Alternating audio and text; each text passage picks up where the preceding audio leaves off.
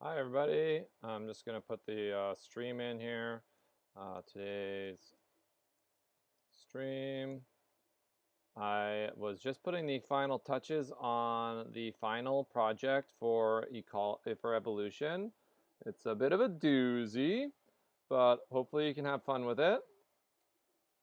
So for the final project for evolution, what I'd like to do is I'd like you to do a project on 2 different species, and you're going to apply all the sort of language and ideas that we've covered.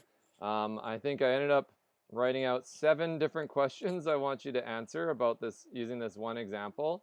So eight different questions, but really it doesn't have to be too much.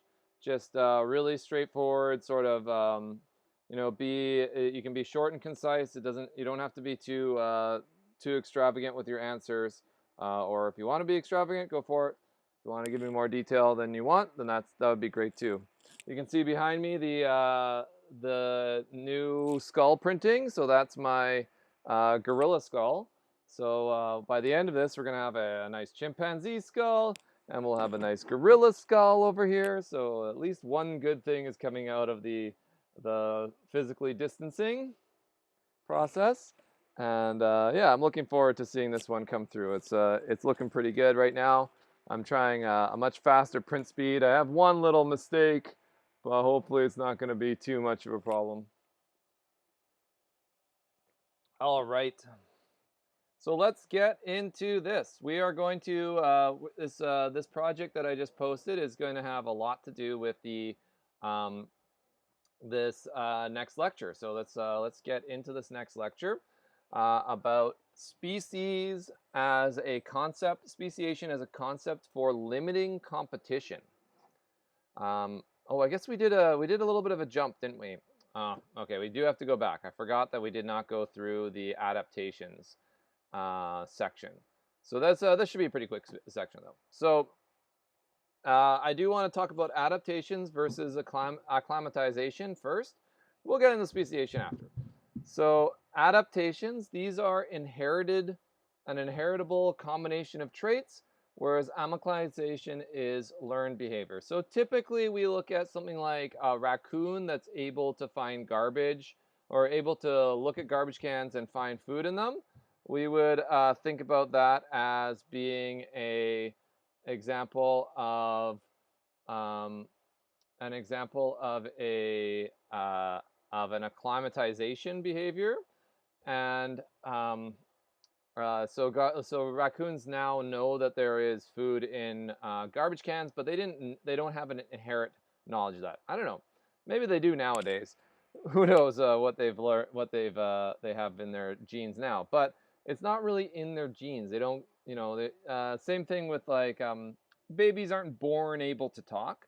They're born able to emulate, and they certainly have the ability to emulate sounds from their parent, and over time they can learn language. But language is not necessarily an inherited trait. It's the imitation and the ability to interpret feelings and emotions by looking at faces. That could be probably considered um, a adaptation that human beings and chimpanzees and gorillas and orangutans all have that ability. Even dogs have the ability to sort of understand basic feeling by looking at their owners. So those are built-in adaptation traits. Those are adapted traits. Um, so a good example is like let's put an example of um, uh, I don't know, like a Chihuahua. Oh, why did I write Chihuahua? I'm never gonna be able to figure out how to spell Chihuahua. Uh, C-H-E-W-A. Oh, there we go. That's what autocorrect is for. Okay, Chihuahua in Winnipeg uh, needs to learn not to go outside in the winter because it needs to go outside in the winter. It lacks adaptations to help it naturally survive, or help it naturally survive in this environment. It can be acclimatized to learn to, use a puppy pad indoors. Behavior, unnatural behavior. Unnatural. I don't know if I like unnatural, but that's okay.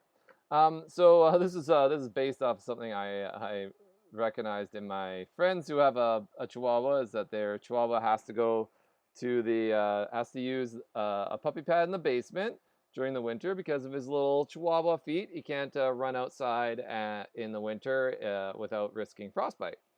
So that's not something he learned immediately. That had to be taught to him. He had to sort of find ways to survive in this new environment that he doesn't have adaptations for. Behaviors displayed by some individuals increase their chance of survival and reproductive success, and so these are what we call behavioral adaptations. So, migration of monarch butterflies, this allows them to move with the weather. They move with the weather, and and through their movements, they confuse predators and avoid overusing resources.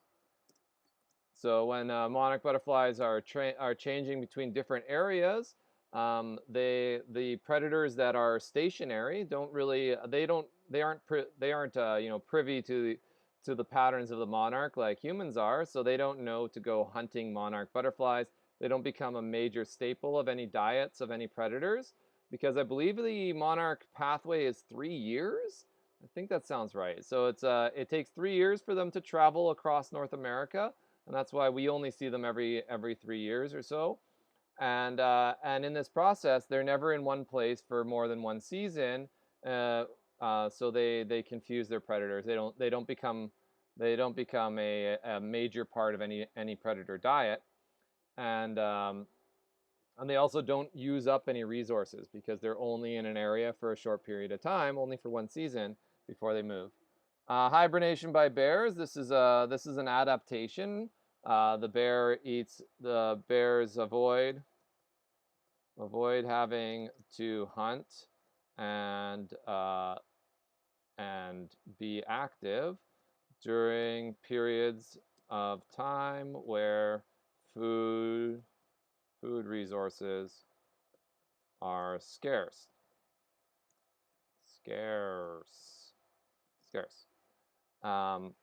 And then of course, plants have lots of adaptations, but deciduous trees, they shed their leaves in the winter. So leaves of trees are major sources of water loss.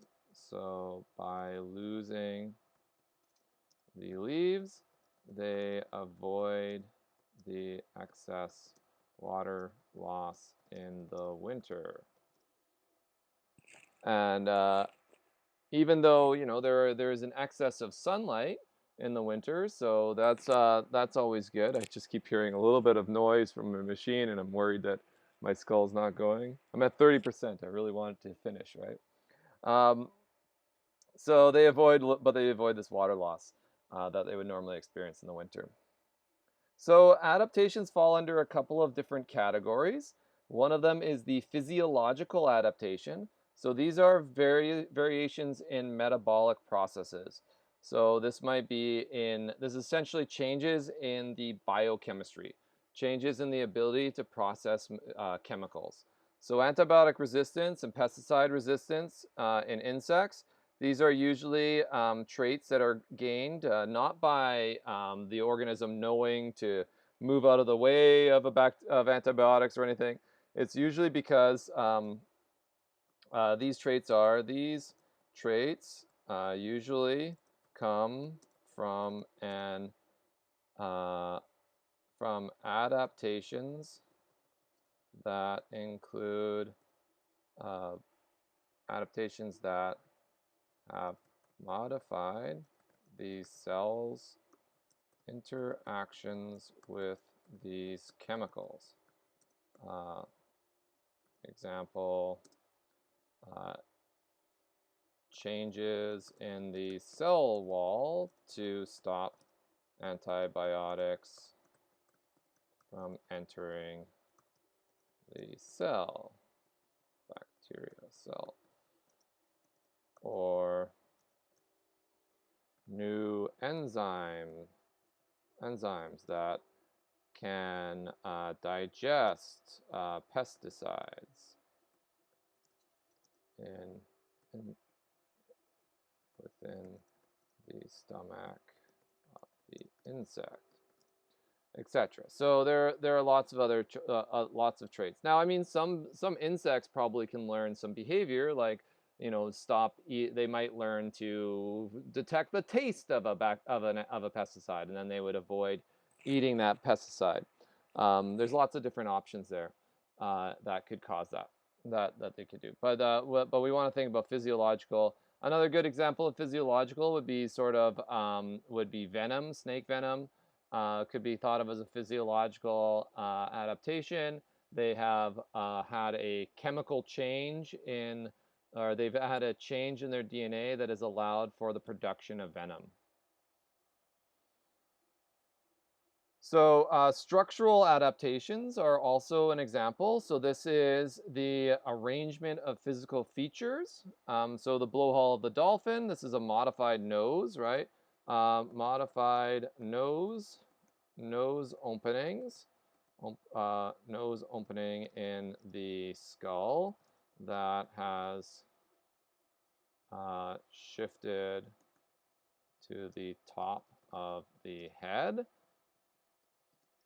allowing dolphin to breathe without raising head out of the water.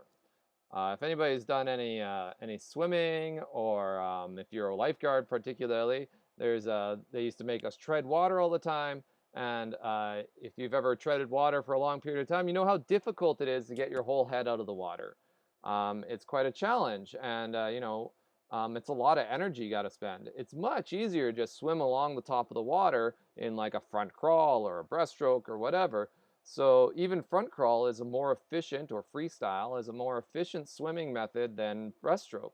Breaststroke, we have to pull our whole chest up and raise your head out of the water. Front crawl, we just breathe to the side. And so this structural adaptation of being able to, this adaptation in the case of the dolphin, where the nose has actually traveled through and up to the top of the head as the eyes have moved to the side, this structural adaptation allows the head to just rise out of the water, and then the blowhole is up here, and then it rises and goes back down. So there's no lifting the head up to get air. There's no even rolling the body and raising the body up. Those would all cost more energy and be a less efficient way of breathing when you're in the water. And so that would be a beneficial adaptation. And it's very interesting to have, like even now, I believe that even inside the nose of a dolphin, it still has this little division in it inside the skull, showing that it used to be two. It descends from an organism that had two separate nostrils, like all the other mammals have. Cactus plant needles can be thought of as also a modification. So cactus plant needles do not lose as much water through them as other plant leaves. Cactus and they provide protection against predators. And so I always like to draw like a little doodle here. So think about a leaf like you might draw. They have sort of this sort of shape, and you know, something like this with some leaves over here. And then if you simply take the same doodle and erase the leaf part, you can see the homology there that we have for the plant leaf, for the cactus cactus spines, points, something like that.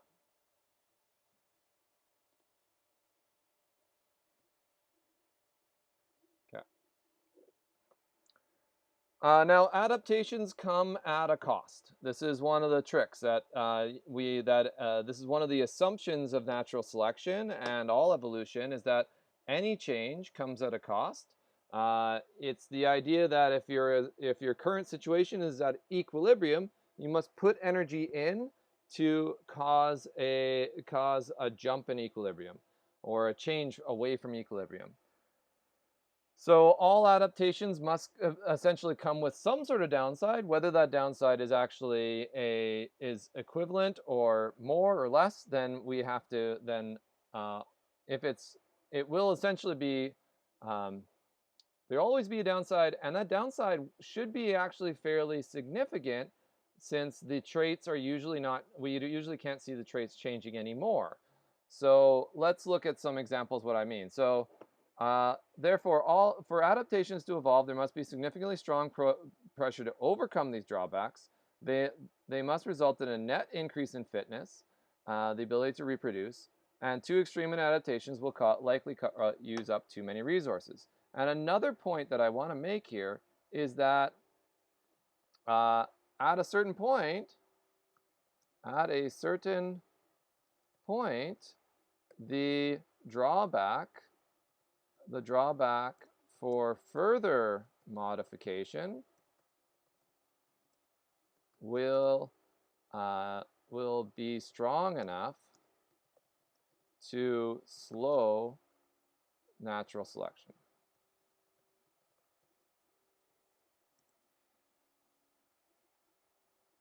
So here's what I mean. So elk antlers, right? So elk have these massive antlers. They essentially spend tons of their energy resources on growing antlers.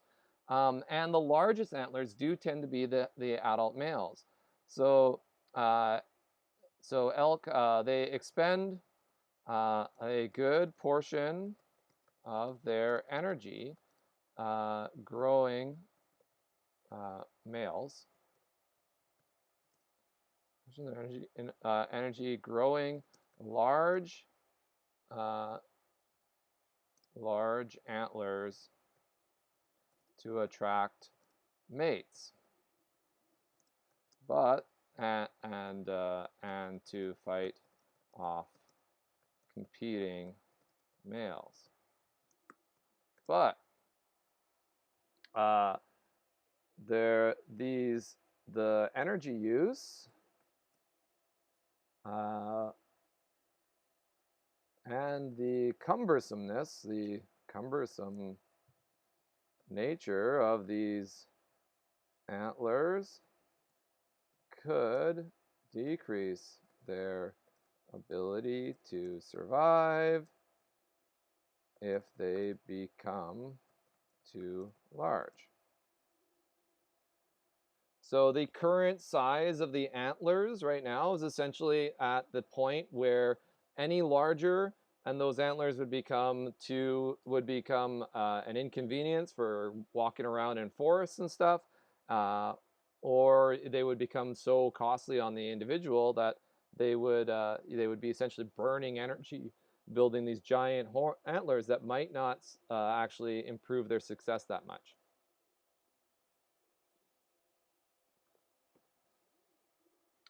So the peacock train is another example of a similar sort of setup. These are both of these are sort of in the same direction. So large tail feathers are essential for attracting mates. The larger the feathers, the more mates they can attract.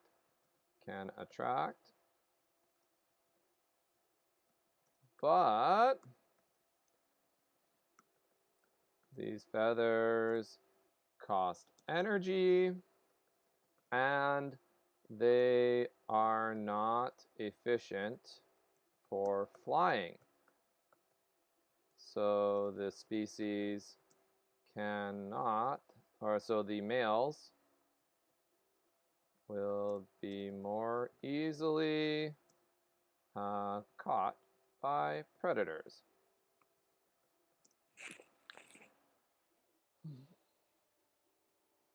So there's a trade-off, and essentially the point we're at right now is that equilibrium point where the trade-off is equivalent to the amount of improvement in success. So any larger now, and so let's put a little explanation here of what I'm trying to say. So we can think of the modern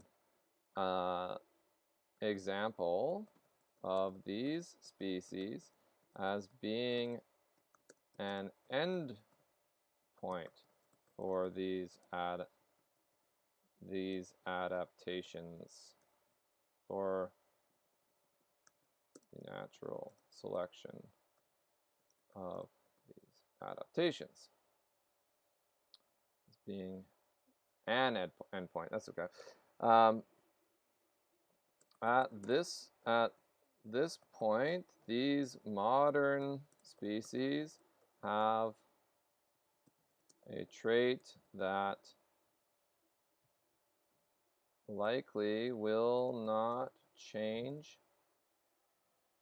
much more,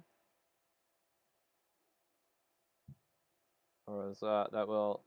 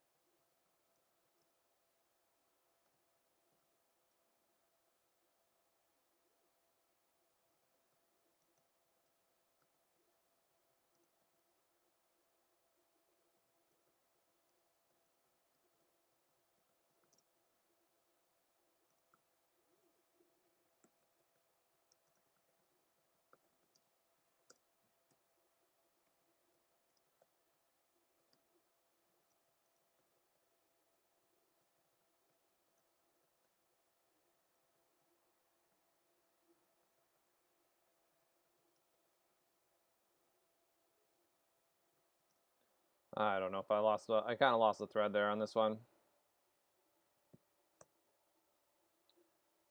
Sort of I lost motivation on my point there.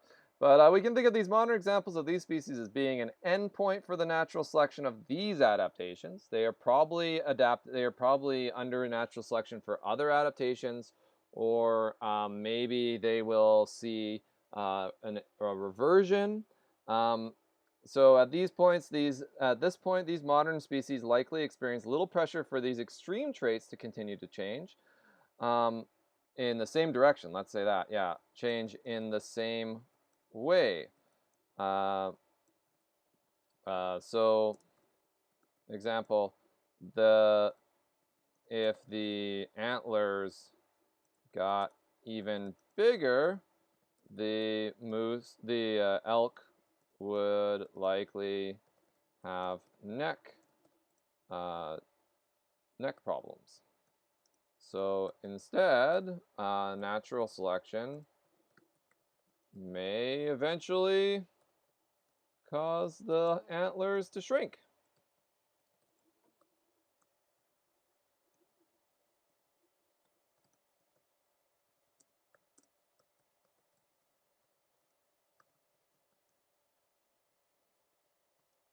We don't really know what the future is going to hold. But we can say that we can probably look at the way this species is currently set up and think about how how any more change in those antler size would actually cause a lot of difficulty for them. So let's think about some reasons why there might be some pressure on these organisms. So in this example, we could think about things like selective pressure. So what are some selective pressures that could encourage natural selection to occur? One could be a change in the habitat. So as a habitat changes, it stresses the population of the organisms, and that can cause selection. I'm seeing that I'm a little bit cut off there. Okay. So this is this could be global effects like global climate change, but it also could be minor effects like changes in the changes uh, in plant distribution or freak weather events that cause droughts or even cause rainy seasons that have lots of production of foods. So as a habitat changes, it stresses the population, causing selection. Um, Now this can be countered by just simply the species moving. So that's what's called habitat tracking. So this is over generation, species may move with habitats that changes. Um, and this could be supported by biogeography. It's also could also cause genetic gene flow. So long periods of equilibrium also a cause of gene flow as a portion of the population splits away to gene flow and founder effects. Well, it splits away to follow the habitat they are accustomed to. So some good examples of things that might have caused this sort of thing is the example. Just want to change colors here so it doesn't get too confusing. Example like with the movement of glaciers.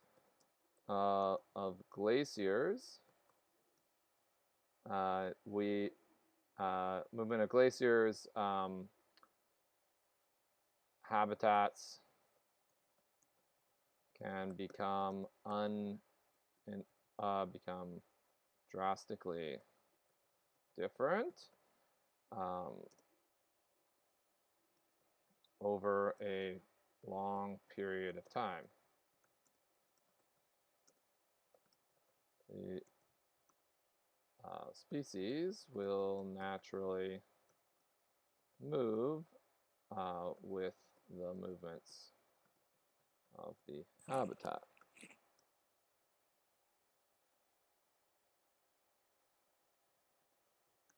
If they arrive in a place with a new ecology, they may experience selection to adapt to the change.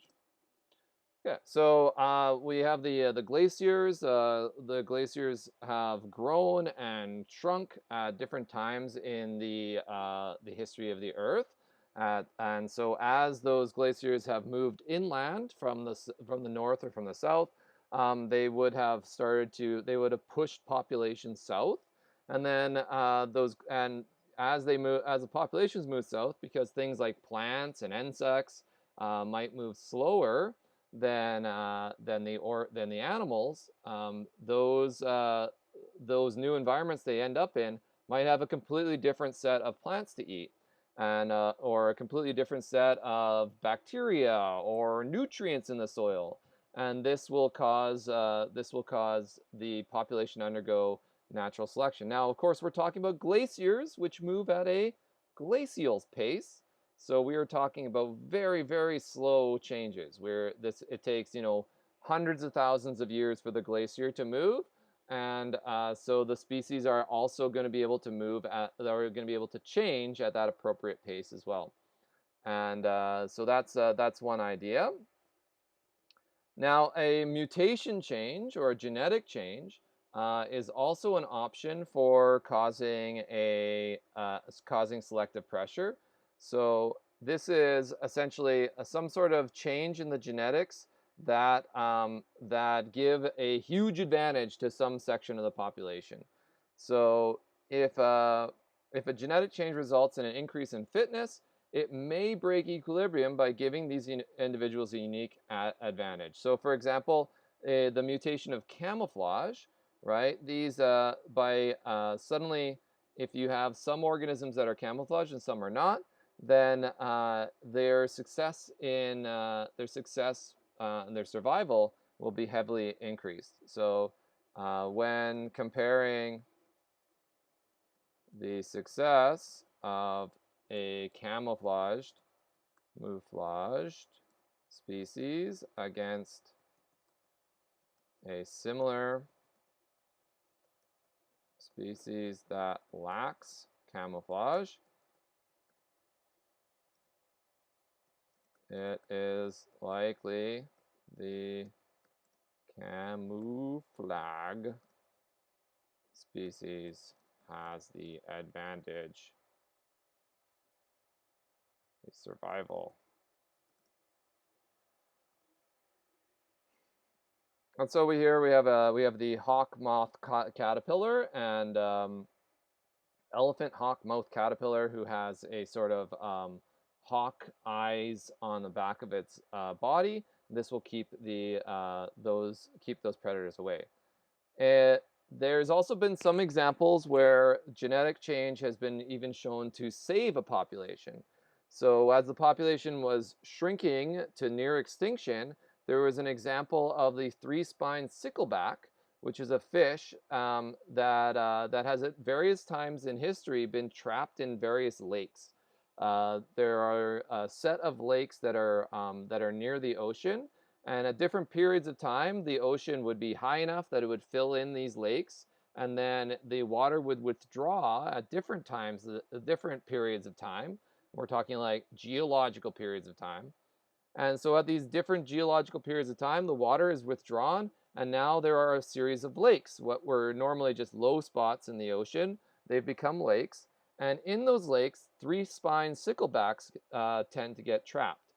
Those three-spined sticklebacks, hard to say, those three-spined sticklebacks who got trapped in those lakes sometimes were trapped with predators. Other times they were not. In the lakes and periods of time where those sticklebacks were caught inside of a lake with predators, it seems that there was a rapid development of spines. As the predators started eating these fish, they removed those fish very quickly, and they would spontaneously evolve these spines. What the origin of this is likely some gene that can be turned on and off, maybe under stress or some other reason, but it's a gene that most likely the population all carry, but in some of them, the gene is more effectively turned on than others. Yeah, it's really a wild example. And there's a lot of research in this. What's the most exciting part about the sticklebacks is that the lakes that this happens in are exactly the type of soil that we can get fossils in. So when they go to look at these and because of the sort of cyclical nature of the lakes forming and unforming, they actually get little sediments, and they have this whole series of sort of chunks of shale where they have different examples of sticklebacks from hundreds of thousands of years separating them, and they can see the rise and fall of these spines, in different generations, depending on what other organisms they find in that same fossil layer. So it's a really cool example. There is a video about it. Let me see if I can find the stickleback video, and I'll post it in the comments. Study of fish evolution. There's also a lab that I've done. It's a bit of a boring lab, so so I've only done it when I was really in need of some content there. But let's just make sure this is saved to our playlist. Oh, it is not, so I'll put it on the evolution playlist. And then it's called Making of the Fittest, and I believe it's actually part of it. So I'll drop that into the comments here. So you can check that video out if you like. Yeah, so I'm going to leave that out. It's too hard to explain in like one line. Red-bellied black snakes are also a really interesting example where there was the cane toad. The cane toad was an invasive species. It's brought to Australia by Europeans, I think. Europeans, or is it Americans? One of the two. Anyways,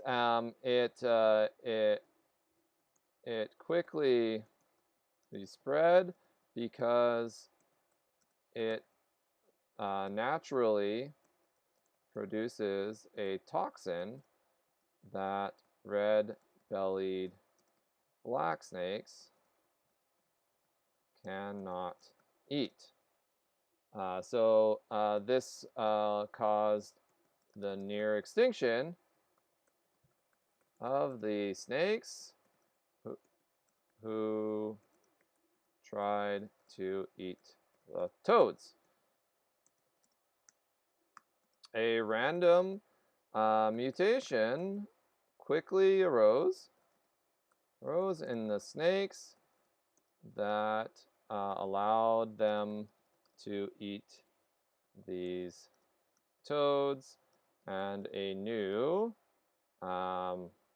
species equilibrium, a new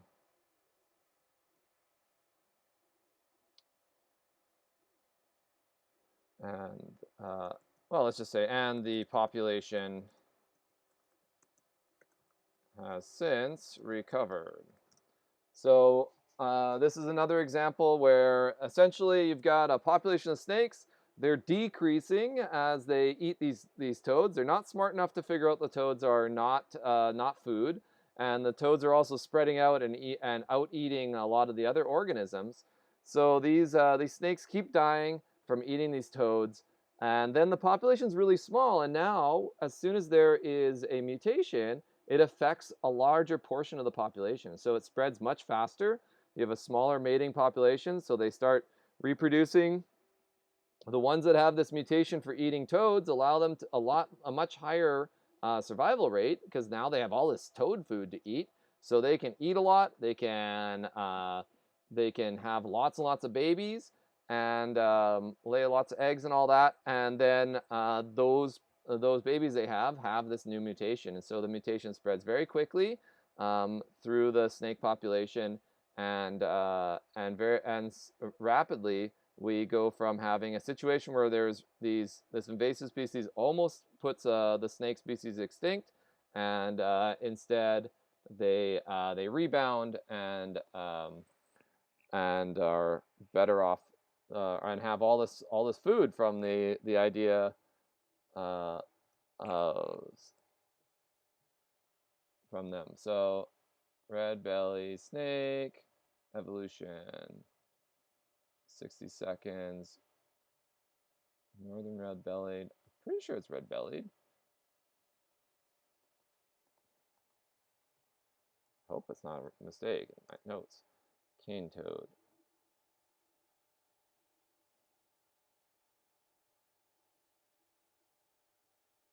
Well, I do see a couple of things. I don't see the cobra snake exposing its toad. There is a video discovery. There's a documentary from BBC here about the invasion. Maybe we should watch that one of these days. How many videos can you watch? You are already spending the whole day on YouTube, I guess. But what else are you gonna do? You're stuck at home, right? So there's a cane toad. I don't know if that covers the evolution of the red-bellied, but it was given as an example. This kind of thing.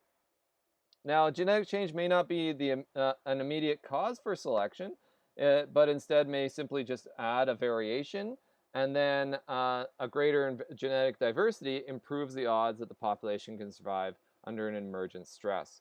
So, for example, the ABO blood types, there's not really a consistent story as to why we have why we have 4 blood types.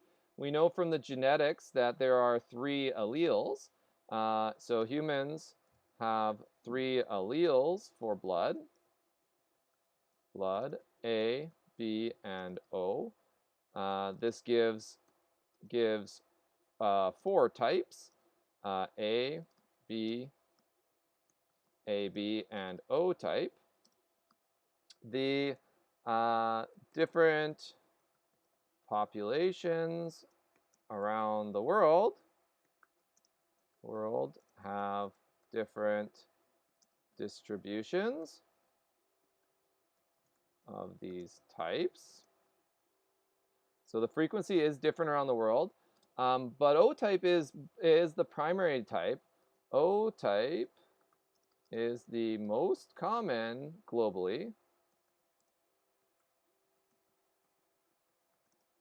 It is the result of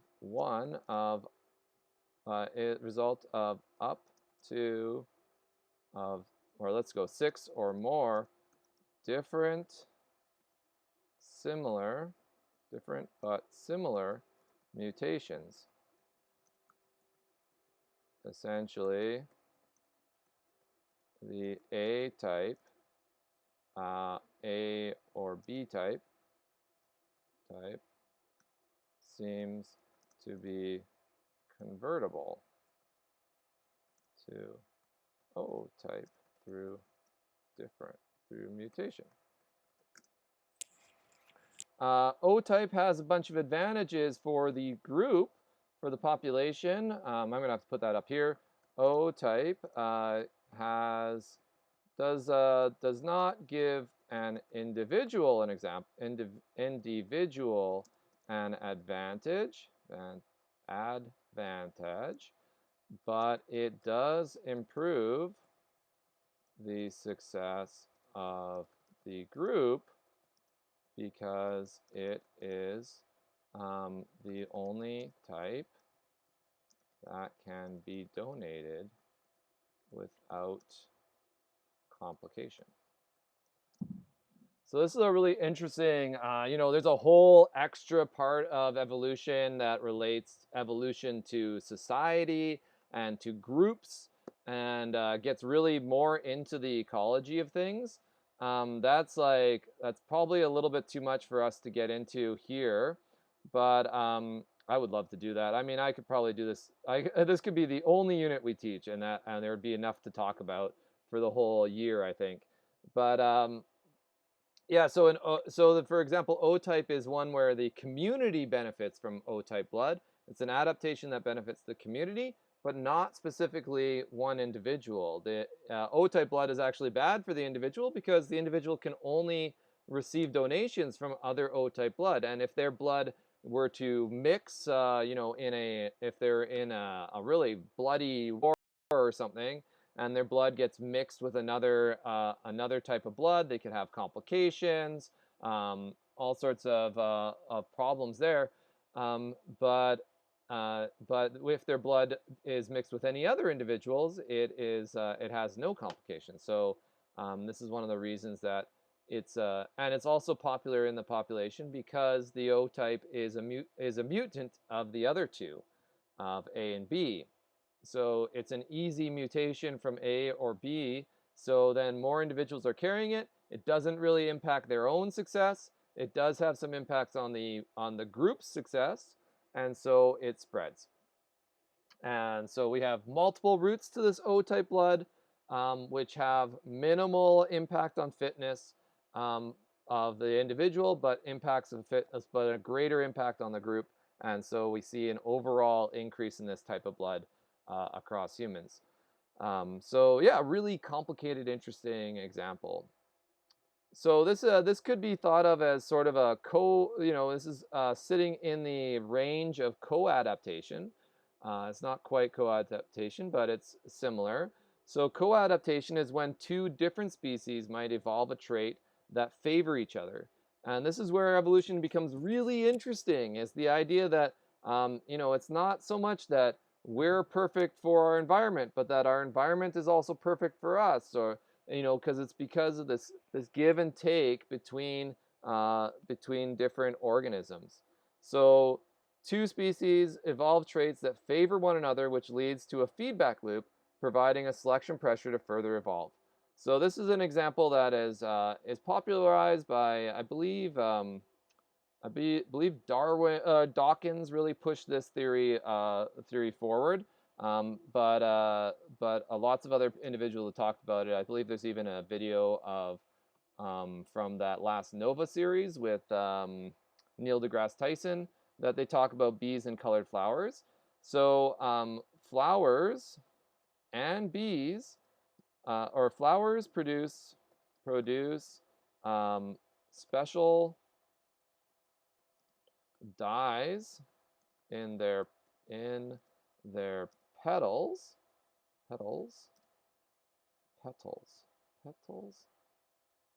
that are only visible in the ultraviolet UV range and match the range of visible colors that bees can see. So in this way, we can imagine that that all insects can see sort of a wide range of colors. Some see a little bit more of ultraviolet than others. Over periods of time, those flowers that were visible to those organisms that could see them, those ones are sort of matched, so they attract more bees. So flowers with these, so through evolution, history, flowers with these dyes would have an easier time to attract pollinating bees, and bees with this type of eye would be able to hunt out these flowers. And so this would go back and forth. If you were a bee who couldn't see in the ultraviolet, then you would lose out. You wouldn't be able to find flowers as fast as the bees that could see in the ultraviolet. And if you were a flower that couldn't produce ultraviolet dyes, then you might get pollinated by a bunch of other organisms that are not as good at pollinating, maybe birds or whatever. And so we actually find that birds and bees have different flowers. And if you want to attract bees to your yard, then you should plant a certain type of wildflower. If you want to attract birds to your yard, you plant a different one.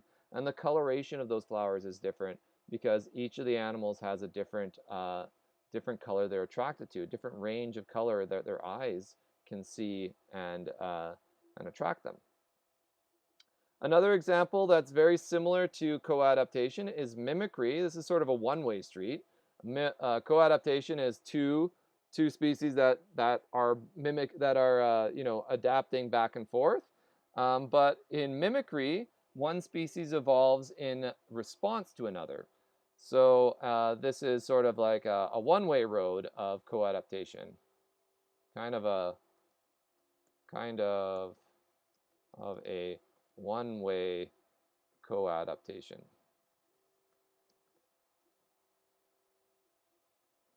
If we wanted to do a little drawing here, one thing we could think about is we could think about this one as mimicry. We could think about time here, and time is going forward, and then trait. And what we have is we have essentially, say, a wasp,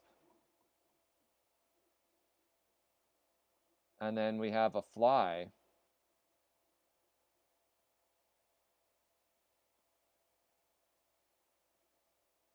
And so the hoverfly is, and then ancient fly. So from the ancient fly, there'll be some that benefit, some that are discolored in the yellow or black range. Those ones of the yellow and black range tend to survive a little better because they look more like wasps. And so they evolve separately. They evolve to become more and more similar to the wasp because that proves to be more and more effective at keeping them alive. So this way they become mimics of the other. So flies with similar coloration to the wasp have a higher survival rate. So there is selective pressure to evolve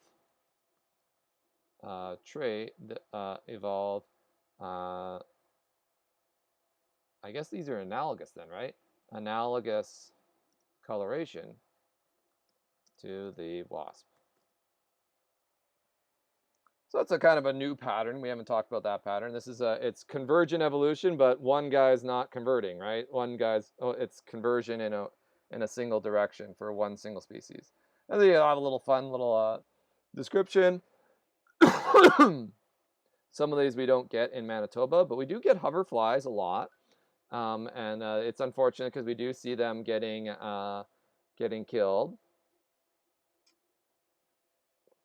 And they follow you around if they like you, which is probably what I keep experiencing because I definitely get oh no, yellow jackets too. So yellow jackets, this is the wasp. This is the bad guy. That's a wasp. That's what we call a wasp here in Manitoba. Is also known as a yellow jacket. And I hope that the language in this diagram is not too aggressive towards you, for you, but they are kind of they're not very good. They're not very fun, and they're not great pollinators either, right? So the other thing is like honeybees and hoverflies and bumblebees. They all do some pollinating. But the yellow jackets do not. They are mostly out there to eat other bugs. They probably do keep our mosquito population down a little bit, but that's about it. Camouflage is another example. Camouflage, we're usually looking at a form of mimicry, but for their environment. So stick bugs are an example. So over many generations, the stick bug has gained mutations that make it look similar to its tree environment to increase its success. And there's a really fun there's a little quotation here at the end from Ernst Mayr. So, since the phenotype as a whole is the target of selection, it is impossible to improve simultaneously all aspects of the phenotype to the same degree. So, we kind of think about even the stick bug. It probably was first a brown bug that matched its stick-like environment, and then there was a whole bunch of brown bugs that were all sort of equally predated on. And then some of those had knobbly knees and knobbly joints. And those knobbly joint ones tended to survive better because they looked even more like the tree around them. And then those ones survive. And then, so the selections process probably takes place in waves where it selects for one trait and then another one. But as we saw in the fox experiment, selecting for one trait might be enough. You might get massive changes just by selecting for one trait. It is a profound truth that nature does not know best, that genetic evolution is a story of waste, makeshift, compromise, and blunder. So this is what plays into that natural selection is not perfection, and the that little activity that I left you with yesterday. So please go through and look into that. Those are my quotes that were supposed to lead us to that discussion. It looks like tomorrow we'll talk about speciation and its ability to limit competition. But that we'll leave for tomorrow because I see that it's already 1 o'clock, and I'm sure that you have other things you want to do, maybe videos or whatever you want to watch.